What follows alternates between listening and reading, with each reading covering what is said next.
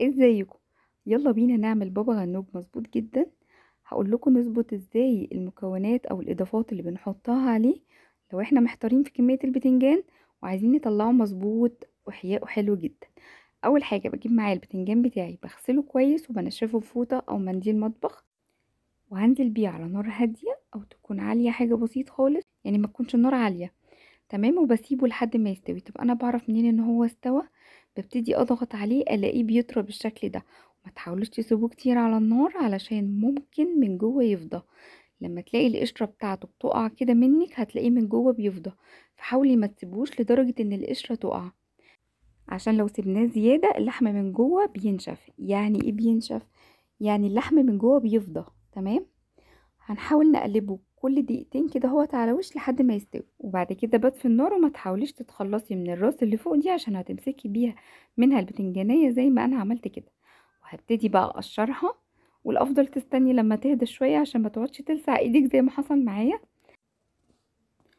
وهنتخلص من القشر الخارجي ده بايدينا زي ما انا عملت، او بالسكينة. ممكن تشيلي الحاجات الخارجية ديت، القشر اللي بره ده بالسكينة.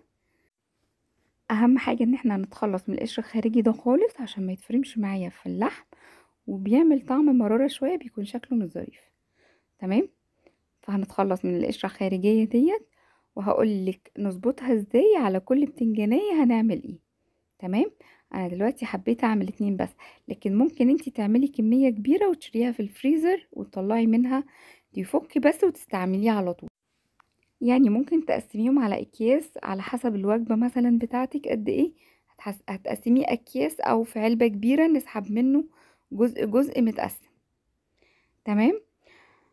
او ممكن نعمله كمية كبيرة برضو ونحطه في التلاجة، بس ما يفضلش ان احنا نحطه وقت كبير قوي علشان الطعم بتاعه هيغير. يعني اقصى حاجة في التلاجة اسبوع 10 ايام بالكتير. ما تحاوليش تزودي عن كده. لو حابة بقى تعمليه فريش زي ما انا بعمله كده ما تعمليش كمية كبيرة، علشان هتضيفي عليها علبة زبادي. الكلام ده لو انا هعمل البابا غنوج بتاعي فريش. لو انا هدخله التلاجة او الفريزر يقعد معايا مدة، ما تحطيش علبة الزبادي اللي انا هحطها.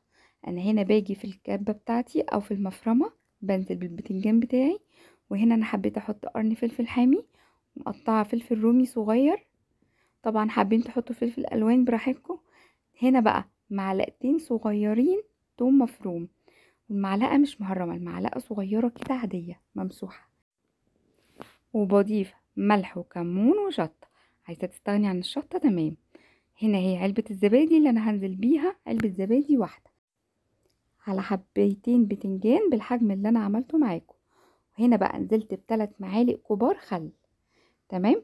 يعني لكل بتنجانية معلقة صغيرة ممسوحة توم، ومعلقة ونص خل، ومعلقة طحينة.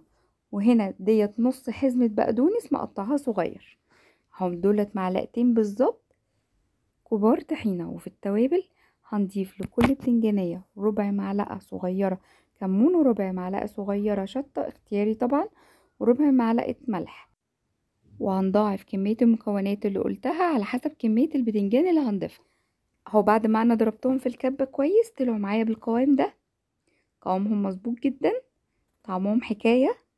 لو هنا حابة تضيفي شوية زيت زيتون صغيرين تمام، حابة تحطيه على الوش حطي. انا ما رضيتش، ما حبيتش ان انا احط هنا زيت الزيتون عشان ميبقاش طعمه باين جوه البابا غنوج، وناس ما بتحبوش قوي. فحبيت ان انا احط زيت الزيتون على الوش. واهم حاجه لو انا هعمل البابا غنوج فريش زي ما انا عملته معاكم كده، هضيف كوبايه الزبادي. لكن لو انا هرفعه في الفريزر او هحطه في التلاجة مده كبيره، هنستغنى عن كوبايه الزبادي عشان بتغير طعم البابا غنوج معايا. وانا هنا هو شكله قوامه كان حلو جدا ومظبوط. حابين تضيفوا خل زيادة ملح زيادة، ده على حسب ذوقكم فيه. وبس كده. وهنا طبعا مع التقديم حطيت على الوش زيت زيتون. يلا جربوه قولي رأيكم.